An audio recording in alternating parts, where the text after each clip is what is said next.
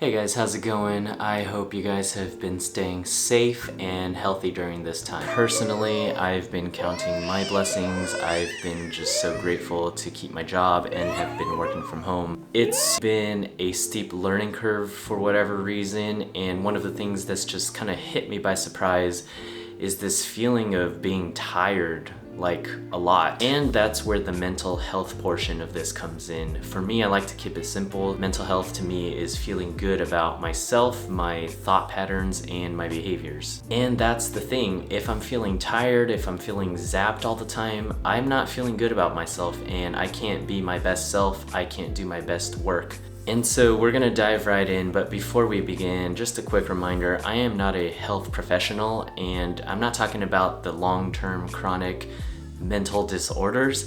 Everything I'm saying is from my experience and it's what's helped me. So without further ado, here are 3 things that I've learned kind of sap my energy, make me feel tired, make me feel kind of off, and just kind of get in the way of me feeling good about myself, feeling productive, and what I do to combat each one.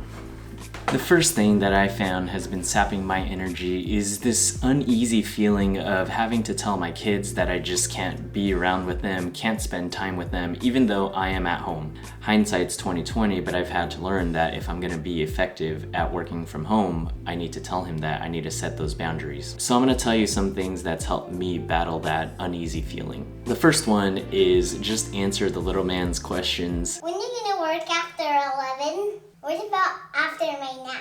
Playtime? Yes. After dinner time? They're probably gonna have a ton of questions. These are all important questions that help them process what's going on. And by answering these questions, it's not only communicating that you care about them, but it's also helping you with those feelings of not being able to be there with them. Hugs. I love you. Love you. See you later. Okay. All right, I'll see you later. Okay, bye. Love you. Bye. Bye. Drive safely. The second thing is to just acknowledge the elephant in the room. It's just to say, I wish I could play with you all day. Play who, owl, who. Okay, after dinner we play Who Owl Who. This stop sign right here is a great visual reminder. It's a cue to the kids that when this sign is up, they can't come in. So not only is the door closed, they don't respect closed doors, but we have the stop sign that is clearly like a stop, you cannot come in. Does wonders. And third is to just have a metaphorical open door policy, maybe permission and an understanding that they can send you voice messages and that you'll listen to them and respond to them when you get a chance. I did it. Did you save a bag? Did you get it? Did you get an extra bag for a home of M&Ms?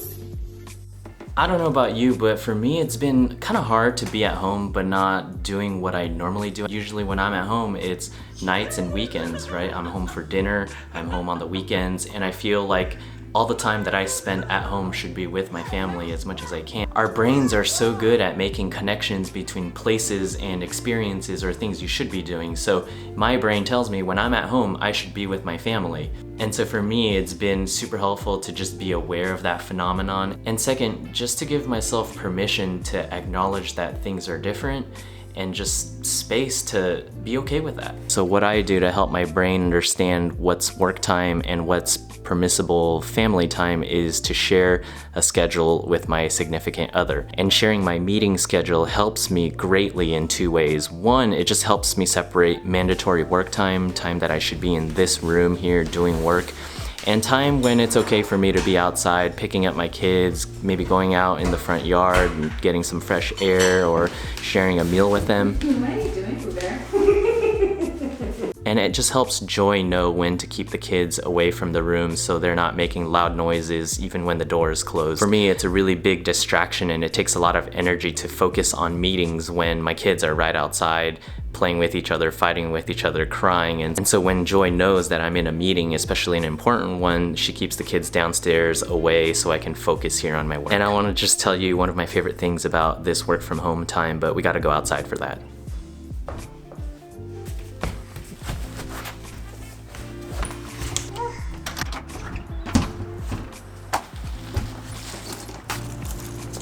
It is such a nice day today, and it's just a great day to be outside. If the schedule allows during the day, I like to throw on the walking shoes and just go out for a walk, get some sunshine, get some fresh oxygen, step away from the computer and all that stress, and spend some time with the little one here. Not only is it good for me, but it's also good for the wifey to get a break, especially when the naps don't line up.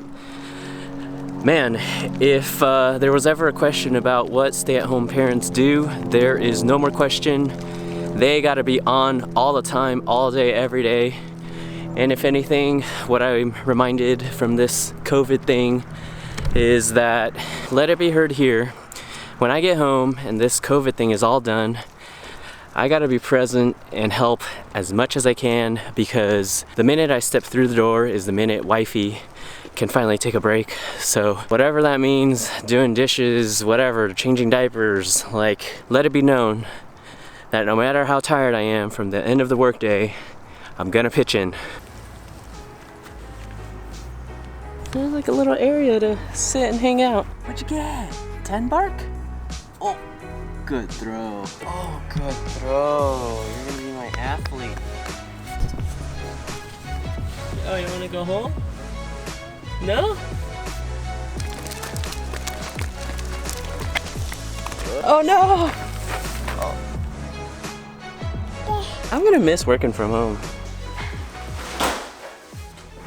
The last thing I'll say is separating work from home. Since the office is now just so close, it's so tempting to just leave work for later, for the nighttime, and just so tempting to like just go back into the office to finish that one last quick thing. And that's all fine and dandy, but I've just caught myself several times going in to do that quick thing, and then an hour or 2 hours has passed and I'm still here at the office. Now, I'm not saying don't work at night, do what works for you, but what I am saying is that what you do has ripple effects to your family and your work. So if I'm not planning to stay at work at night and then I end up doing that, then I get less sleep. And if I'm expected to pick up the baby at 6 a.m. in the morning, I am low on sleep, I am low on energy, more irritable, you know how it goes. Before the shelter-in-place order, we had this nice commute that would separate office time, work time from time at home. And again, the brain, being a pattern machine, made a distinction with the commute being the clear division between office and home. I don't know if this happens to you, but it happens to me all the time when I'm spending family time downstairs or about to go to bed and I just can't shake that work thought. Like, my brain is thinking about spreadsheets and people I've talked to, and it's like, dude,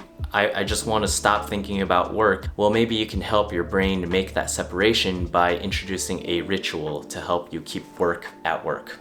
So I'm gonna show you what I do to help myself keep my work here in this office. So when I'm done with the day, I close my eyes and I picture everything that I did that day, whether it be Excel spreadsheets or software that I use or people that I've talked to. I imagine all those thoughts getting downloaded into my laptop, and as I close the lid on my laptop, all those people, all those spreadsheets, all those numbers and figures, they stay in the laptop. I stand up, I go out that door, and I'm able to be present with my family. Now, this is not perfect. Sometimes more work thoughts come up, but I just allow myself to recognize that and let those work thoughts drift away. If I'm having trouble letting go of those work thoughts, then maybe it means that it's something really important or something that I don't want to forget for the next day. And if that's the case, that's okay. I just come up here, write it down in my notebook to make sure I don't forget it. Do this thing again, this exercise again, download everything here, it stays here, then I go back to my family. And I just gotta throw in one more thing here. It's doing the Calm app, the 10-minute mindfulness practice. Let's start by taking a position that's comfortable. It's just been really helpful for me to learn how to breathe deeply and be able to tell my body biologically that it's okay, that it's in a good place. And when my body is calm, I'm breathing deeply, I feel rooted, I feel grounded, I'm able to be present with my family, and I'm able to fall asleep in a healthy way without any substance, without any food, anything, nothing. Just all natural, baby. I hope my experiences helps you during this weird quarantine, shelter-in-place, stay-at-home, COVID-19 weirdness. It's an unprecedented time, but there are definitely ways and things we can do to overcome, to achieve, to be the best you can be. So keep crushing it, make it a great day, and I will catch you in the next one.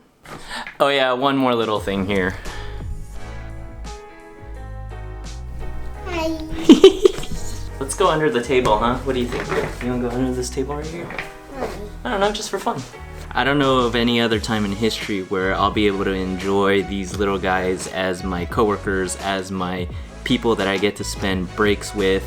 So whenever I get a chance to get a little break, I spend it with these guys. In a way, this shelter-in-place order could not come at a better time for me because I get to enjoy time with these little guys before they go off to school and enjoy their time and do their own thing. So that's my silver lining, and I encourage you to find your silver lining and just make the most of this time together. Sit.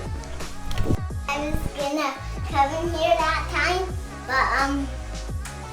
but then I saw the stop sign and said, oh, and then okay, and then I just went downstairs and started riding my Uber again.